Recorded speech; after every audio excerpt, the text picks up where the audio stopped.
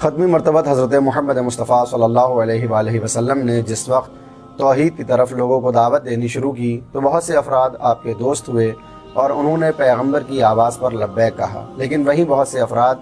آپ کے دشمن قرار پائے۔ مکے میں 13 برس کی زندگی میں پیغمبر اسلام کو باہری دشمنوں سے زیادہ گھر کے دشمنوں سے بھی خطرہ رہا، لہٰذا قرآن میں صرف ایک نام آیا جس کے اوپر لعنت کی گئی، اور وہ پیغمبر اسلام کا چچا ابو لہب ہے۔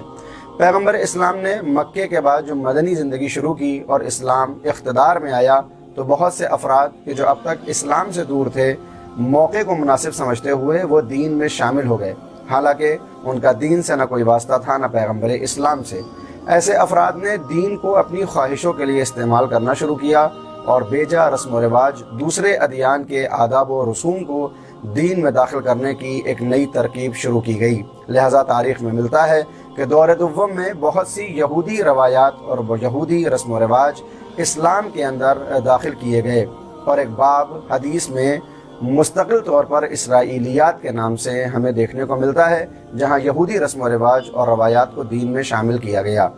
یہ سلسلہ نہ صرف یہ کہ مدینے اور مکے بلکہ جہاں جہاں اسلام جاتا رہا، اسلامی منافقین وہاں کے دین اور اسلام میں وہاں کی رسموں کو داخل کرتے چلے گئے۔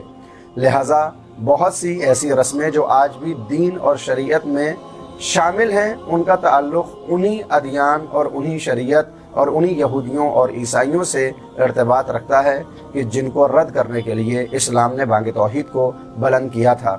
2 رسم جو ہمارے ملک ہندوستان کے اندر دین میں بہت زور و شور کے ساتھ داخل کی گئیں اور منائی جاتی ہیں، ان میں ایک رسم روز عرفہ کہ جو 13 شعبان ہے، اور دوسری رسم 21 مارچ یعنی روز عید نوروز کے نام سے ہے۔ یہ دونوں رسمیں ایران سے کہ جن کا پہلا مذہب زرتشت یعنی زرتشتی مذہب تھے، اور جو حضرت زرتشت کو آخری نبی مانا کرتے تھے، اور بعض افراد اس میں سے آگ کی پوجا کیا کرتے تھے، جب وہ مسلمان ہوئے تو اسی دین اور آئین کی بہت سی رسم و رواج کو انہوں نے اسلام میں داخل کر دیا۔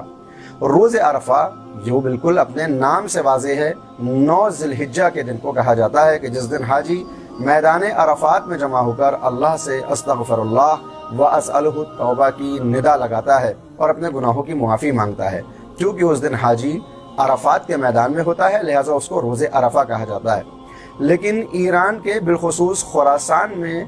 زندگی گزارنے والے افراد کے جو پہلے زرتشتی مذہب تھے، جب دین اور اسلام میں داخل ہوئے تو انہوں نے اس رسم کو جاری رکھا، یعنی وہ 12، 13 اور 14 شعبان کی راتوں کو اپنے مردوں کے لیے خوشیاں منایا کرتے تھے، نئے نئے کھانے بناتے تھے اور ان کو تقسیم کیا کرتے تھے۔ آج اسلام کے 1000 برس سے زیادہ ہونے کے باوجود بھی، یعنی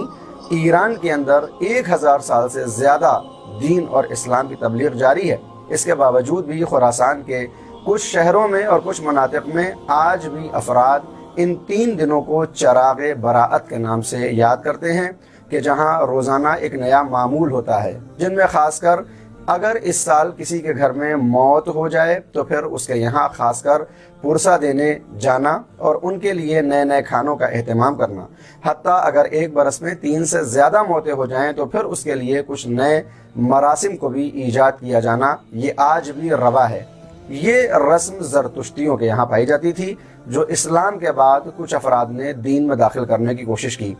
ایرانی فرہنگ اور ایرانی کلچر جب ہندوستان کی طرف منتقل ہوا تو یہی چراغ براءت شب براءت کے نام سے اور دن یوم عرفہ کے نام سے ہندوستان میں جانا جانے لگا، کہ جہاں یہ تصور کیا گیا کہ اگر روز عرفہ میں اپنے مردوں کو نہ یاد کیا گیا اور ان کو فاتحہ نہ دیا گیا تو گویا ان کو خداوند عالم مردوں کی فہرست میں شامل نہیں کرے گا۔ یہ خیال اور یہ ایمان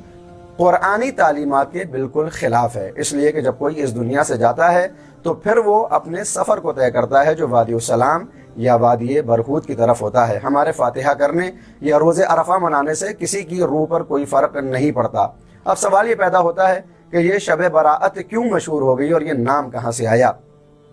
کتاب ترمذی کی وہ ایک روایت کہ حضرت عائشہ یہ فرماتی ہیں کہ ایک رات میں نے دیکھا کہ پیغمبر اسلام اپنے بستر پر نہیں ہیں، تو میں ان کو تلاش کرنے کے لیے گھر سے باہر نکلی تو میں نے دیکھا کہ پیغمبر اسلام جنت البقیع میں قبروں کے پاس بیٹھے ہوئے کچھ پڑھ رہے ہیں۔ اور جب میں نے ان سے دریافت کیا کہ آپ ایسا کیوں کر رہے ہیں تو آپ نے فرمایا کہ آج شب نیمہ شعبان ہے اور آج کی رات خداوند عالم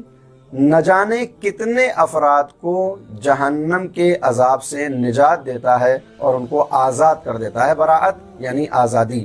اور اس ایک روایت کی بنیاد پر اس شب کو شب براءت کا نام دیا گیا اور رسم جاری ہو گئی کہ ہم آج کی شب قبرستان کی طرف جائیں، وگرنہ نہ تو دین، نہ اسلام، نہ شریعت، نہ کسی وظیفے، نہ کسی عملیاتی کتاب میں